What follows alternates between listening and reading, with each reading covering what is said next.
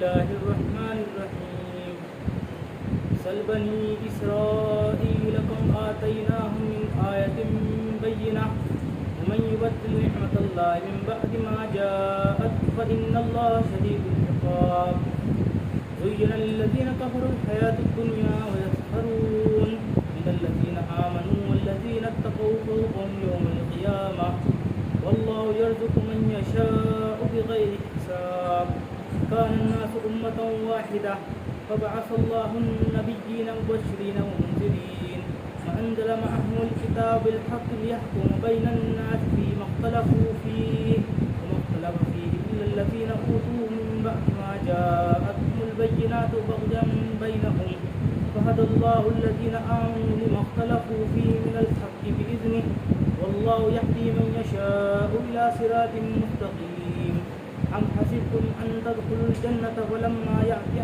ولما يأتكم مثل الذين خلوا من قبلكم مستهم البأساء والضراء وزلزلوا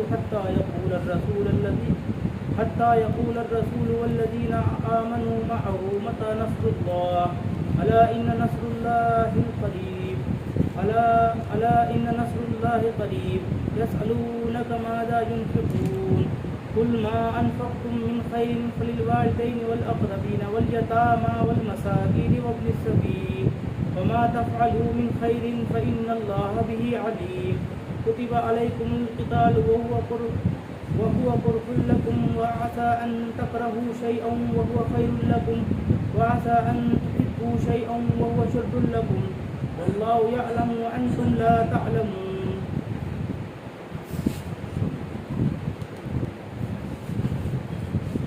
السلام علیکم ورحمۃ اللہ وبرکاتہ۔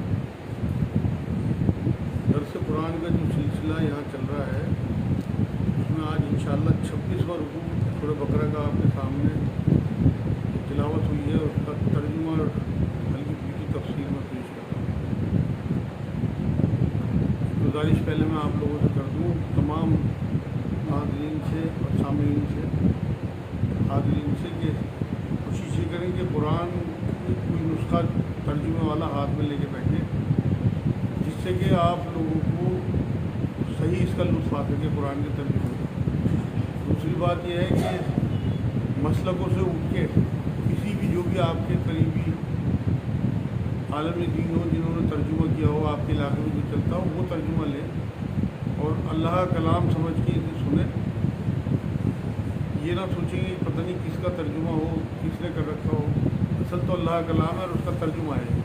تو آپ کو انشاءاللہ تعالیٰ اگر آپ کوئی قرآن کا کوئی نسخہ ساتھ میں لے کے بیٹھیں گے ترجمے کا تو آپ کو زیادہ مزہ آئے گا اور علم میں بہت اضافہ ہوگا انشاءاللہ۔ الحمدللہ رب العالمین والصلاۃ والسلام علی رسول الکریم وعلی آلہ وصحبہ اجمعین اما بعد۔ اعوذ باللہ من الشیطان الرجیم بسم اللہ الرحمن الرحیم۔ رب اشرح لي صدری ویسر لي امری واحلل عقدۃ من لسانی یفقهوا قولی۔ سبحان ربک رب العزۃ عما یصفون وسلام علی المرسلین والحمد للہ رب العالمین۔ شروع اللہ کے نام سے جو بڑا مہربان نہایت رحم فرمانے والا ہے۔ سورہ بقرہ آیت 211۔ بنی اسرائیل سے پوچھو تو کہ ہم نے انہیں کس قدر روشن نشانیاں عطا فرمائی۔ اللہ نبی جب بھیجا موسیٰ علیہ السلام کو تو ان کے ذریعے سے اللہ رب العزت نے کتنی نعمتیں انہیں دیں، ان کا ذکر یہاں کیا کہ انہیں یاد دلاؤ کہ اتنی ساری دلیلیں دیکھنے کے بعد بھی انہوں نے موسیٰ علیہ السلام کو پریشان کیا، جھٹلایا۔ مطلب موسیٰ علیہ السلام کے ذریعے اللہ رب العزت نے فرعون کے دربار میں جادوگروں کا توڑ، سمندر سے راستہ بنا کے فرعون کی اسے نجات دلائی، اور 12 چشمے جو ہیں وہ ایک ضرب سے مٹی سے نکلوا دیے چٹان سے، بادلوں کا سایہ، من و سلوہ اتارنا آسمان سے، یہ ساری چیزیں وہ ہیں جو پیغمبر کی صداقت کی دلیل تھی جو اللہ رب العزت نے اس ٹائم بھیجی۔ اور جو شخص اللہ کی نعمتوں کو اپنے پاس پہنچ جانے کے بعد بھی بدل ڈالے وہ جان لے کہ اللہ تعالیٰ بھی سخت عذابوں والا ہے۔ مطلب نبی بھیجی، کتابیں بھیجی ہدایت کے لیے، مگر انہوں نے بہت ناقدری کی ان سب چیزوں کو۔ موسیٰ علیہ السلام کو بہت پریشان کیا، کتابوں کا انکار کیا، سچائی معلوم ہونے کے باوجود بھی نہیں مانا۔ تو اللہ رب العزت نے یہاں یہ بات کہی ہے کہ جو لوگ नेमतें आने के बाद उन्हें बदल दें या उन्हें ना माने या उन पर ना चलें तो अल्लाह सख्त अज़ाब वाला है। ये कुरान हमारे लिए उतरा, हमारे लिए लम्हा फ़िक्रिया है, क्योंकि आज नेमत हमारे पास है कुरान। अगर हम इसकी कदर नहीं करेंगे तो नेमत को दूर करके ख़त्म करके कुफ्र में मुब्तला कर दिया जाता है। जो आज उम्मत का हाल है ज़्यादातर लोगों का आपके सामने है कि कुरान की पैरवी ना करने की वजह से, कुरान पे ना चलने की वजह से आज बहुत बुरा हाल है। और अगर हम वाकई इसकी कदर करेंगे और शुक्र बजा लाएंगे तो ये नेमत बरकरार रहती है और इसमें इजाफा होता रहता है। कुरान की खुद आयत है कि जो मेरी नेमतों का शुक्र अदा करेंगे मैं लाजमन उनमें इजाफा कर दूँगा। तो इसलिए ये ऐसी नेमत है अल्लाह की हमारे हाथ में कि हम इसकी अगर कदर करें, इसे अपनी ज़िंदगी में उतारें तो हमारी दोनों दुनियाएँ सफल हो जाएंगी, ये दुनिया भी और आखिरत। यहाँ अल्लाह ने कहा कि सख्त अजाब देने वाला है, सख्त सज़ा देने वाला हूँ। काफिरों के लिए दुनिया की ज़िंदगी खूब जीनतदार की गई है, वो ईमान वालों से हंसी मजाक करते हैं। यहाँ की जो चमक दमक है, यहाँ की कारें, कोठिए, रौनकें, इनके दिल में बसा दिया गया काफिरों को।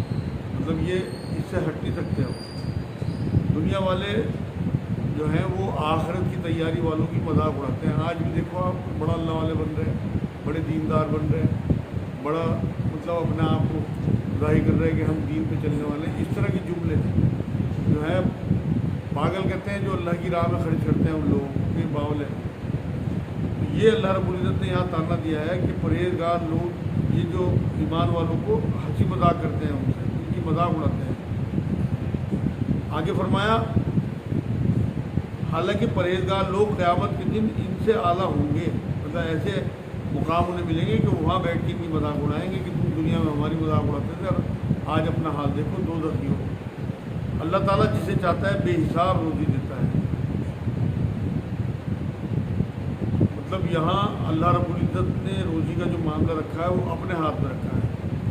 अब जो लोग ये कहते हैं कि हमारी रोज़ी बंधवा दी, वो इस आयत में ध्यान दें कि अल्लाह जिसे चाहता है बेहिसाब रोज़ी देता है, जिसे चाहता है कम देता है। कम रोज़ी हो या बेहिसाब रोज़ी हो, ये सब आजमाइशों का हिस्सा है। ये नबी अकरम सल्लल्लाहु अलैहि वसल्लम की हदीस से भी साबित है और कुरान की आयत तो भी। यहाँ तीसरी आयत आज की, दरअसल लोग एक ही गिरोह थे। मतलब हज़रत आदम अलैहिस्सलाम की नस्ल में थे। शैतान ने बहकाया और फसाद फैलाना शुरू कर दिया, लोगों में इख्तिलाफ करना शुरू कर दिया। मतलब हज़रत नूह से पहले सब तौहीद में थे। नूह अलैहिस्सलाम की कौम ने सबसे पहले शिर्क शुरू किया। यहाँ अल्लाह रब्बुल इज़्ज़त ने बताया कि दरअसल लोग एक ही गिरोह थे। अल्लाह ताला ने नबियों को खुशखबरियाँ देने और डराने वाला बनाकर भेजा। मतलब नेकोकारों को तो खुशखबरियाँ देने वाले आए और जो गुनहगार थे उन्हें डराने वाला बना दिया, और उनके साथ सच्ची किताबें नाज़िल फरमाई ताकि लोगों के हर इख्तलाफी अम्र का फ़ैसला हो जाए। मतलब तमाम हुज्जतें अल्लाह रब्बुल इज़्ज़त ने पूरी की, नबी भी भेजे और उनके साथ किताबें भी भेजी, ताकि कल को क़यामत में जब अल्लाह रब्बुल इज़्ज़त हमें सज़ा सुनाए तो हम में से कोई अल्लाह पे उंगली ना उठा सके कि तू बेइंसाफ़ है, हमें तो हक़ पहुँचा ही था, माज़अल्लाह तूने हमारे ऊपर ऐसे ही इल्ज़ाम लगा दिए। तो वो जो हमारे अमाल हैं वो सब वहाँ दर्ज हैं हमारे नामाए अमाल में, फरिश्ते बिठा रखे उसने लिखने के लिए, और सब जो है हमारे ऊपर चिप की शक्ल में हमें दिखा दिया जाएगा उस दिन, तो ये तुम करके आए, इस वजह से तुम्हें सज़ाएँ दी जाएगी। तो वो हुज्जत पूरी हो जाए, इसलिए नबी भी आए और किताबें भी आई यहाँ। और सिर्फ उन्हीं लोगों ने जो उसे दिए गए थे अपने पास दलाइल आ चुकने के बाद आपस के बुग़्ज़ में आना की वजह से उसमें इख्तिलाफ़ किया। मतलब जो हक़ आ गया उसमें भी जिद्दा तासुब और हटदर्मी और हसद की वजह से जानते बूझते हक़ को छुटलाया लोगों ने। क्योंकि हक़ तो ये है ना, कुरान जो आया है, इससे पहले जितनी भी किताबें आसमानी आई हैं सब अल्लाह की तरफ से, और तमाम नबी सच्चे, तमाम किताबें सच्ची मालूम होने के बावजूद कि सच्ची किताबें हैं, तासुब में लोगों ने नहीं माना। हर नबी के जो मानने वाले थे उनमें बहुत सारे ऐसे लोग थे जिन्होंने नबियों को कत्ल भी किया, मजाक भी उड़ाई और उनकी मुखालफतें भी की। कुछ लोग माने, नबी अकरम सल्लल्लाहु अलैहि वसल्लम के मानने वाले तो सबसे ज़्यादा हैं। पिछले अम्बिया में बहुत कम लोग ऐसे हुए जो ईमान लाए, बाकी ज़्यादातर लोगों ने अपने अम्बिया का इनकार किया, उनकी मजाक उड़ाई, उन्हें कत्ल किया। यहाँ अल्लाह रब्बुल इज़्ज़त ने ये बात कही कि इन्होंने जिद्दा और तासुब में, हट धर्मी में इनकार किया اس لیے اللہ پاک نے ایمان والوں کی اس اختلاف میں بھی حق کی طرف اپنی مشیت رہبری کی۔ یہاں اللہ رب العزت نے یہ بات فرمائی کہ جو ایمان والے ہیں وہ ہر حال میں جو ہے وہ اللہ کے دین پہ کامزن رہے۔ ہر نبی کی امت میں ایسے لوگ ضرور رہے، چاہے تھوڑے ہی ہوں، کہ جو دین پہ چلتے رہے۔ حضرت عائشہ رضی اللہ تعالیٰ عنہ فرماتی ہے کہ حضور صلی اللہ علیہ وسلم رات کی نماز میں دعا فرماتے تھے کہ اللہ حق کو جن باتوں میں اختلاف ہو گیا لوگوں کو، مجھے سیدھا راستہ دکھا، اس پر رکھ سیدھے راستے پہ، بے شک تو جسے چاہتا ہے سیدھے راستہ بتاتا ہے۔ تو ہمیں بھی اللہ رب العزت سے سیدھے راستے کی دعا کرنی چاہیے۔ جو آپ نمازوں میں پڑھتے ہیں اہدنا الصراط المستقیم، وہ یہی ہے کہ آپ اللہ سے سیدھا راستہ مانگ رہے ہیں، اور سیدھا راستہ صرف اور صرف نبی اکرم صلی اللہ علیہ وسلم کا ہے۔ اب اس شریعت میں ہمیں کسی پچھلے نبی کی شریعت کو نہیں ماننا، سب نبیوں کو تو ماننا ہے کہ وہ حق تھے، لیکن شریعت ہمیں نبی اکرم صلی اللہ علیہ وسلم کی وہی راستہ ہمارے لیے سچا ہے۔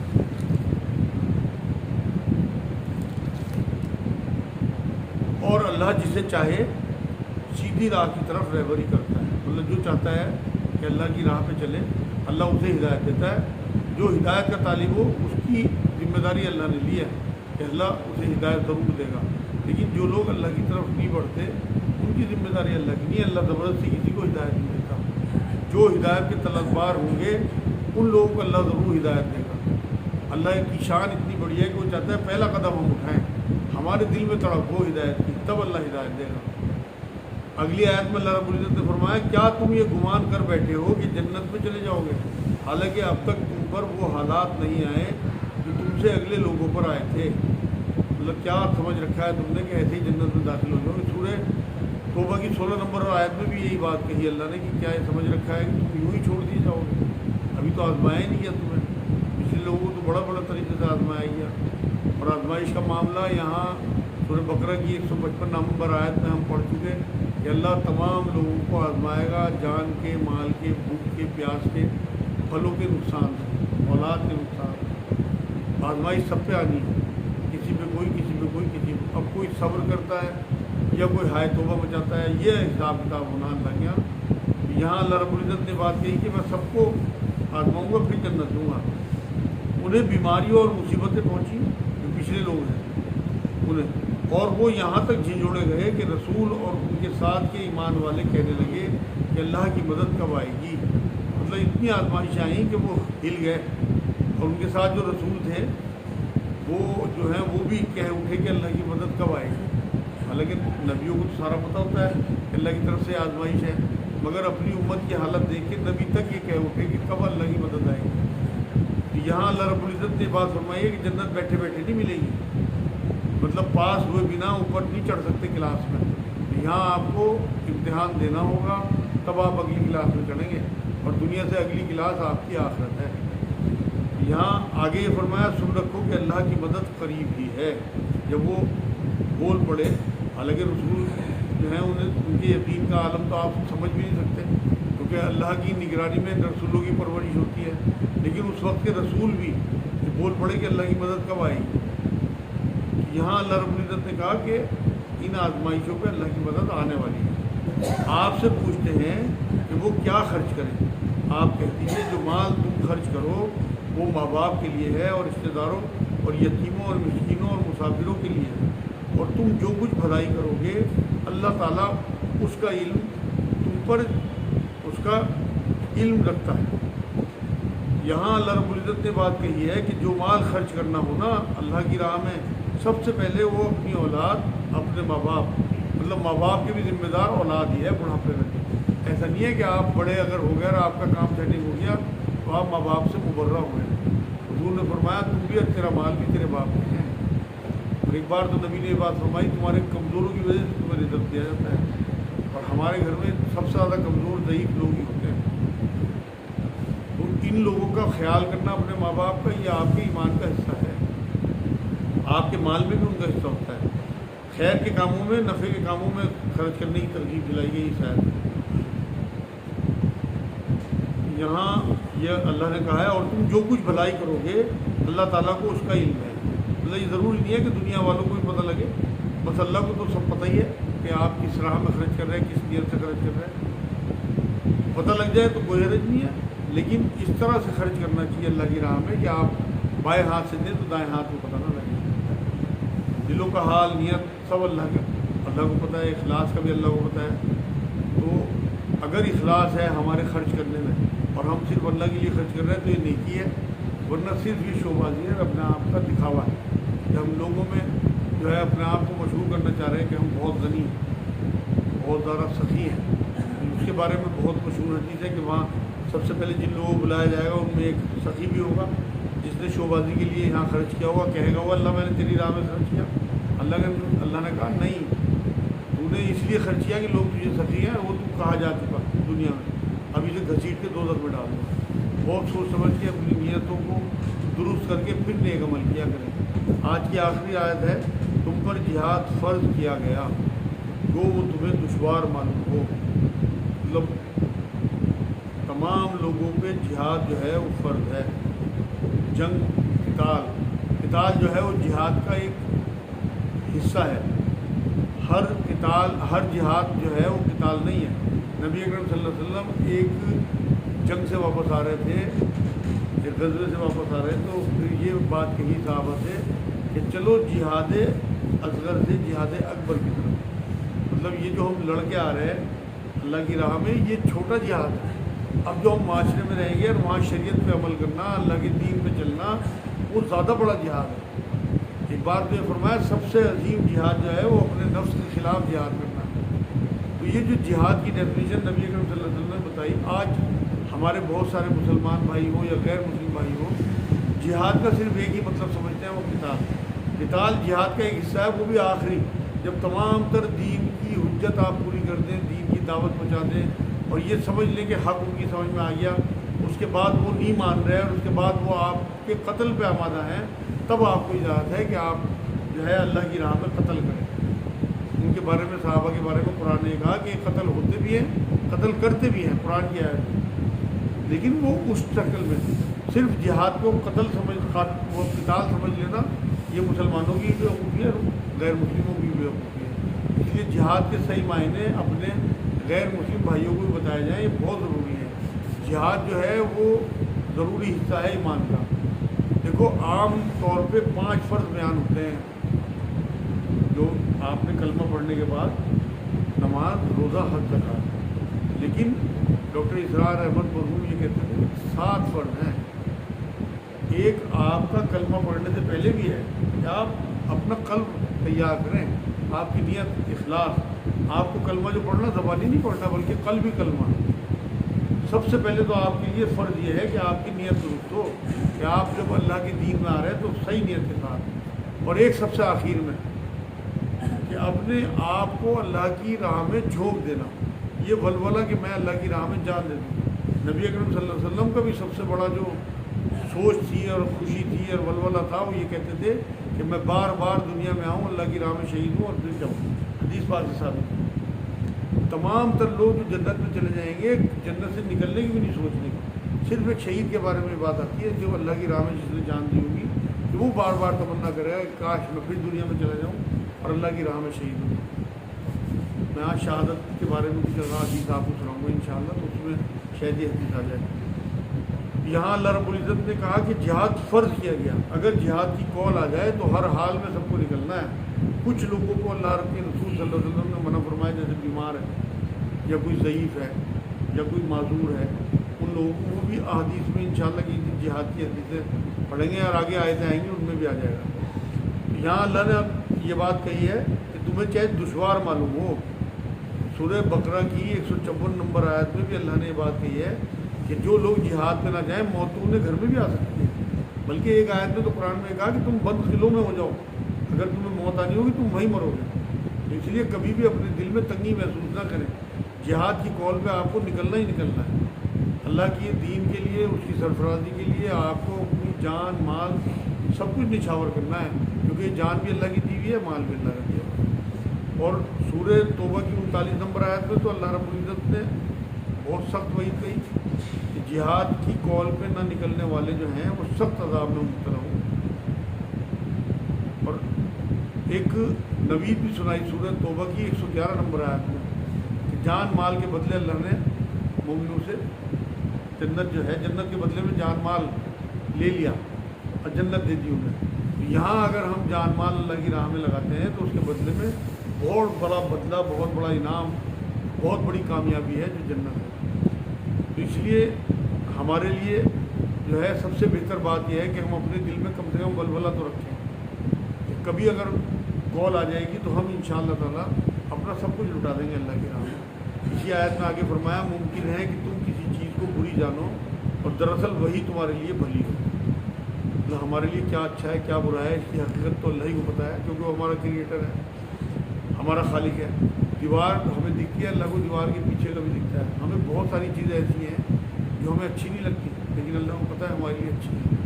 جہاد کے بارے میں بھی یہاں اللہ نے یہ بات کہی کہ ممکن ہے بہت سی چیز تمہیں بری جانو اور دراصل وہی تمہارے لیے بھلی ہو۔ مان لو یہ زندگی تم نے اللہ کی راہ میں خفا بھی دی، اس کے بعد کروڑوں اور وہ خربوں سال کی زندگی کامیابی تمہیں ملے گی۔ اور یہ بھی ممکن ہے کہ تم کسی چیز کو اچھی سمجھو حالانکہ وہ تمہارے لیے بری ہو۔ مان لو تم گھر بیٹھے رہنے کو اچھا لگے تمہیں کہ ہم بچ گئے، ہماری جان بچ گئی، مگر وہ تمہارے لیے آگے بزدلی اور ذلیل و خوار کرنے کا معاملہ ہو، آگے جو ہے وہ جو تمہارے دشمن لوگ ہیں وہ تمہارے اوپر حاوی ہو جائیں اور وہ تمہیں قتل کرے اور پھر تمہیں جہنم ملے۔ اگر تم اللہ کی راہ میں نکلتے تو تمہیں شہادت ملتی۔ یہاں اللہ نے یہی بات کہی، دوبارہ سنیں اس بات کو، ممکن ہے کہ تم کسی چیز کو بری جانو، مطلب تمہارا دل نہ مانے جیسے جہاد کو، اور دراصل وہی تمہارے لیے بھلی ہو، تمہاری آخرت بنا دے۔ اور یہ بھی ممکن ہے کہ تم کسی چیز کو اچھی سمجھو حالانکہ وہ تمہارے لیے بری ہو۔ مان لو تم اگر رک گئے، گھر بیٹھے رہے تو وہ تمہارے لیے برائی کا معاملہ بنے گا، آخرت تمہاری خراب ہو جائے گی۔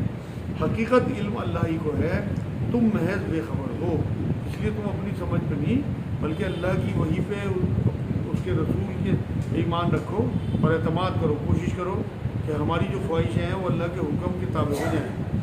حدیث پاک میں بھی آتا ہے کہ اللہ کی راہ میں جہاد ہر شے سے افضل ہے۔